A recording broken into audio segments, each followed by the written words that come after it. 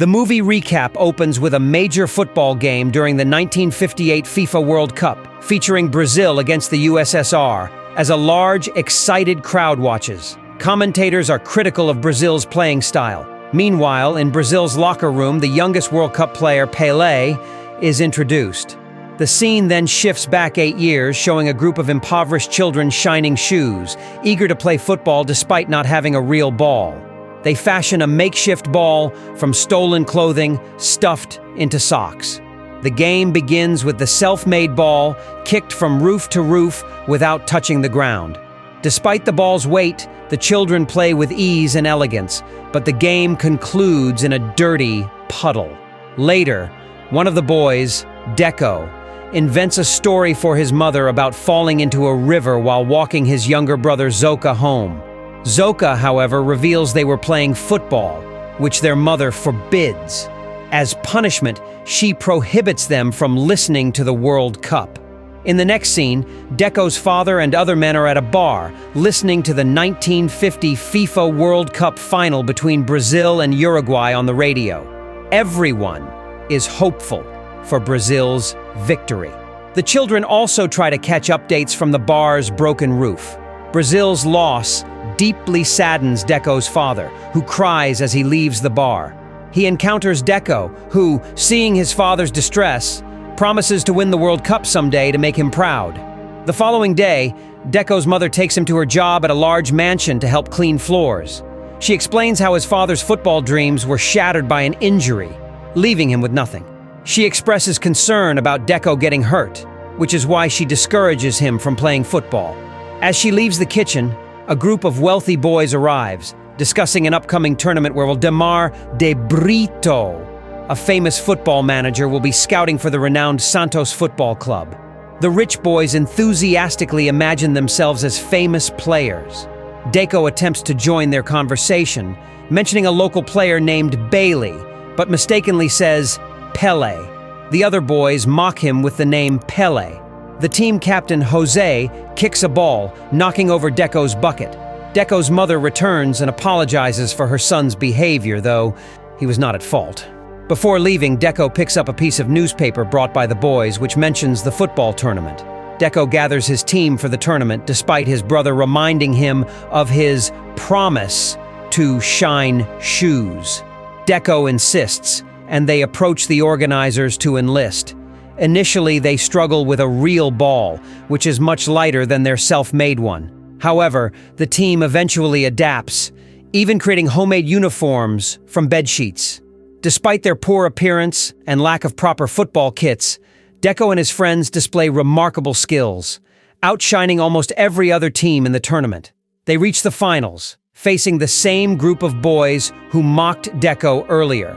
These boys are older and better equipped, taunting Deco's team with the nickname the Shoeless Ones. This insult motivates Deco's team to prioritize acquiring boots for the next game. To fund their plan, they decide to steal peanuts to sell for money to buy second-hand boots. Their scheme is nearly foiled when a mover spots them, but Deco and his friends manage to escape. After roasting the peanuts, they go to the market. To attract customers, they offer free shoe shines with the purchase of 2 peanut packages. While they are selling, the rival finalist group arrives and resumes insulting them, mocking each member of Deco's team. Enraged by the insults, Deco hits their leader, sparking a fight between the two groups. Deco's father observes, but does not intervene. At home, Deco's mother confronts him about his bruises, and he falsely claims his teacher beat him. His mother becomes angry with the teacher and plans to visit the school the next day. To help his son, Deco's father volunteers to speak to the teacher. The next day, after his mother leaves for work, Deco's father walks him to the tournament and asks why he was fighting. Upon learning of the boy's mockery, Deco's father advises him that to play professionally, he cannot be ashamed of who he is. Knowing his father is supportive, Deco becomes happy. On the day of the tournament, Deco notices one friend not wearing glasses, afraid of being called Four Eyes, and another wearing a hat to hide long hair. The chubby boy brings second-hand boots that are too large. Everyone present cheers for the rich boys, but the announcer calls Deco's team the shoeless ones, and refers to their captain as PELE. Deco becomes angry, but his teammates calm him down. The announcer also introduces their star guest, Waldemar de Brito, scouting for the Santos Football Club. The ill-fitting boots hinder Deco and his team's speed, putting them at a disadvantage. The opposing team seizes this opportunity, scoring goal after goal, reaching a 6-0 lead. Deco and his team feel hopeless and are furious with their opponent's foul play. Enraged, Deco attempts to attack the opponents for calling him PELE, but stops upon seeing his father in the audience. He remembers his father's words about not being ashamed of who he is. He decides to discard the uncomfortable shoes and play the game as they do in their streets. After getting the ball, he closes his eyes, reminiscing about playing in his neighborhood. Skillfully maneuvering around opponents, he surprises the crowd with impressive moves and scores the first goal. His actions inspire his teammates, showing them they have nothing to be ashamed of. They all follow suit, removing their oversized boots and playing their own way. Suddenly, the game dramatically shifts, and Deco's team begins to dominate, leaving the opposing team helpless. Each of Deco's teammates dribbles past their opponents and scores goals, bringing the score to 6-5. The match ends with Deco's team losing, but the crowd is impressed by their captivating performance, chanting PELE. Despite the win, Jose looks at Deco with envy. The newspaper photographer snaps a picture of the shoeless ones. Waldemar hands his business card to Deco's father.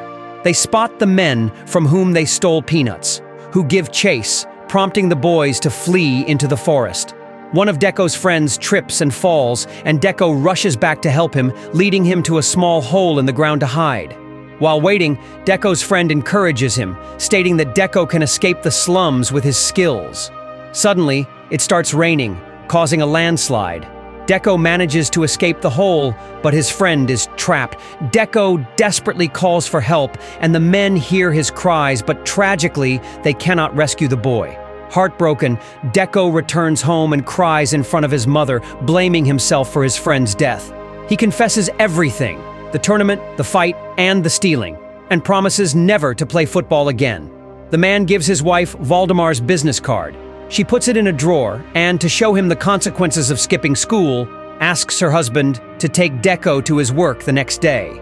The following day, Deco's father takes him to his workplace, a hospital, where they perform the dirtiest tasks, such as cleaning toilets and serving bedpans.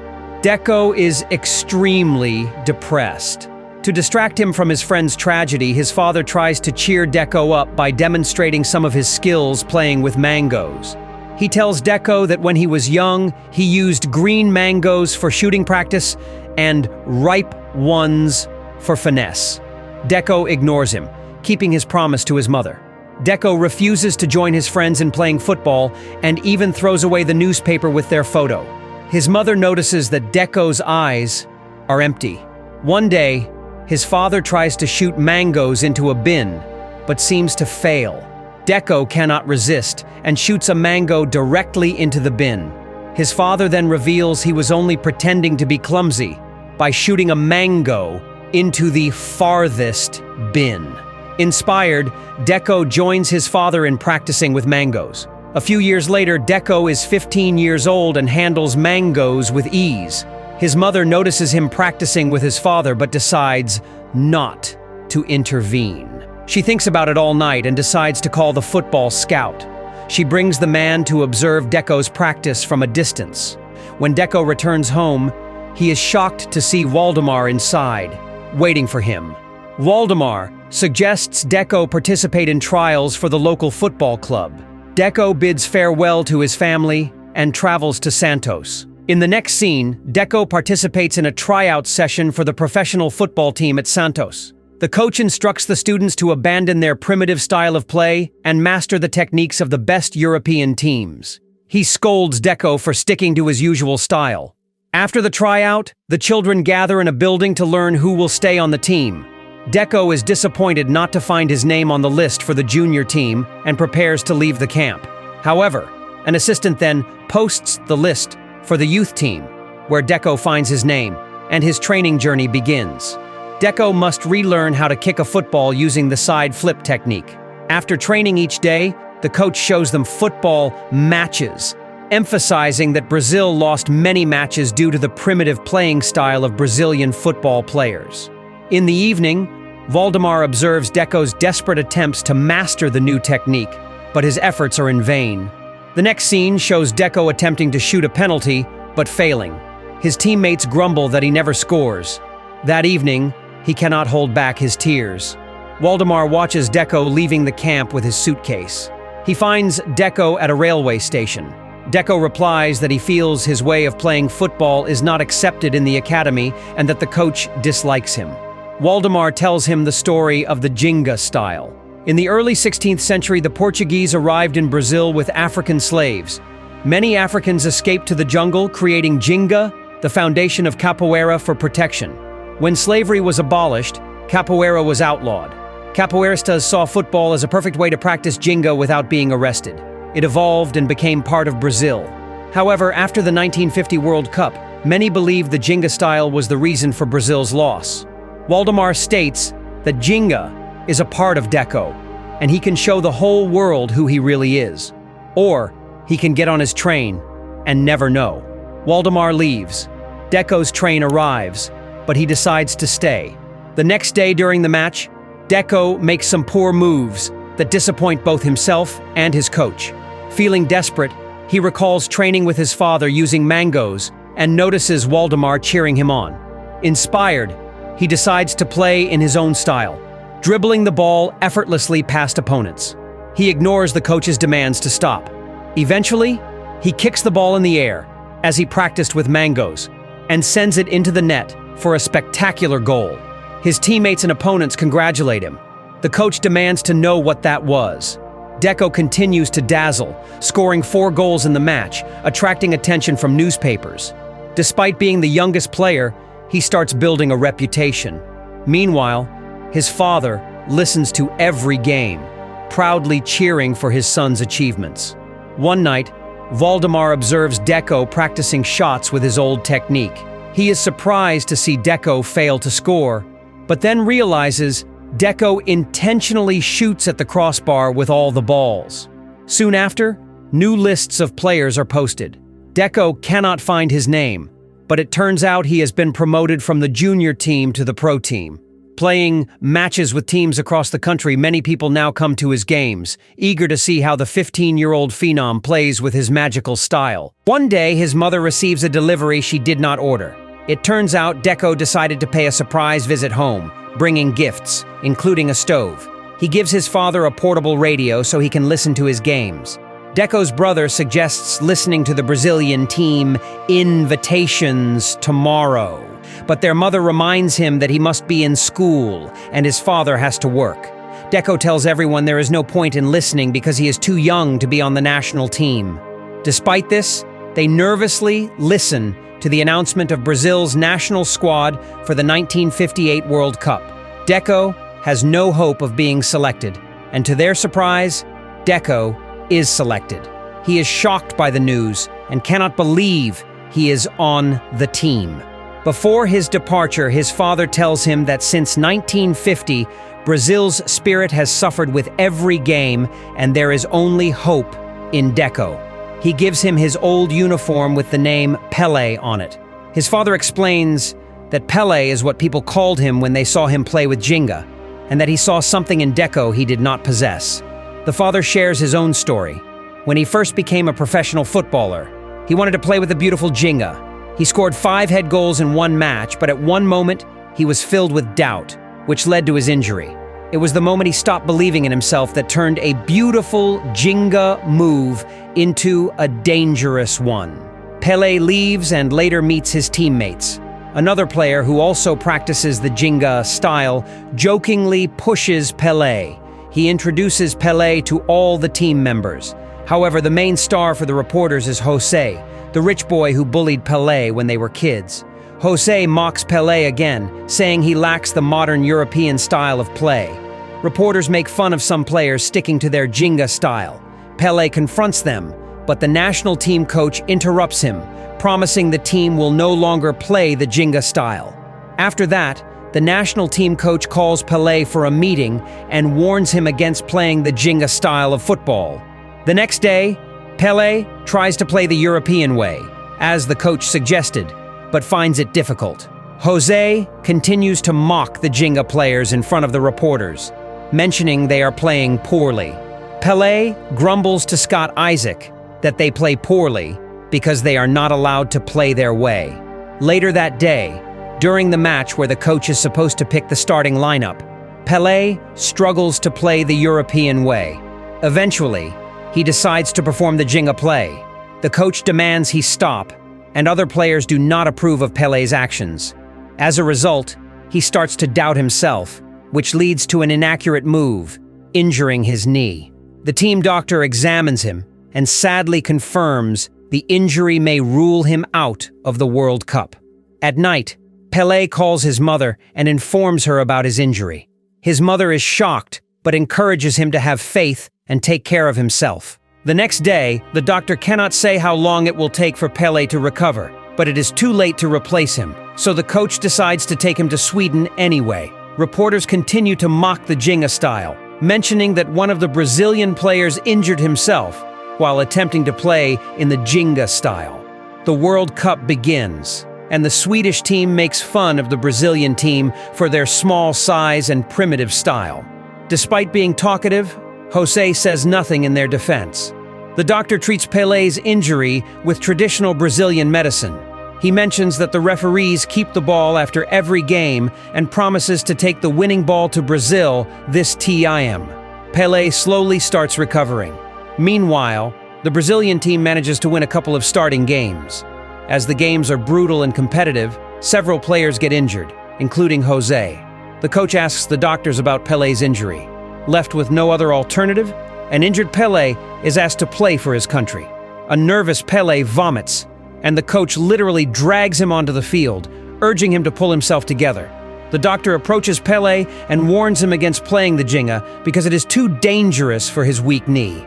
In the next scene, PELE, along with his team, gets onto the field, with his coach reminding him to stick to the plan and play the European way of football. Commentators laugh at PELE, who appears small even among his teammates, clearly the youngest player they have seen, and the crowd enjoys it at his expense. During the game, PELE plays as his coach suggested, and the Soviet players bump him right and left. Despite this, the Brazilian team manages to win the game against the USSR team. In the semi-final game against France, the Brazilian team trails 1-0 after the first half.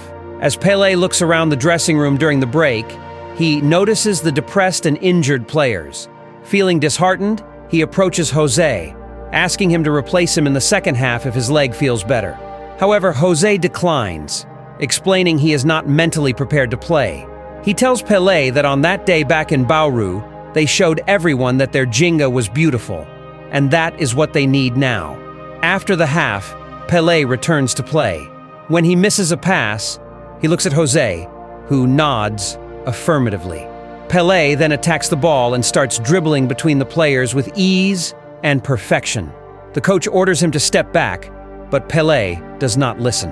The crowd is stunned as PELE skillfully bounces the ball over the players, scoring a magnificent goal for his team. Meanwhile, his father cheers proudly for him in front of the TV at the bar.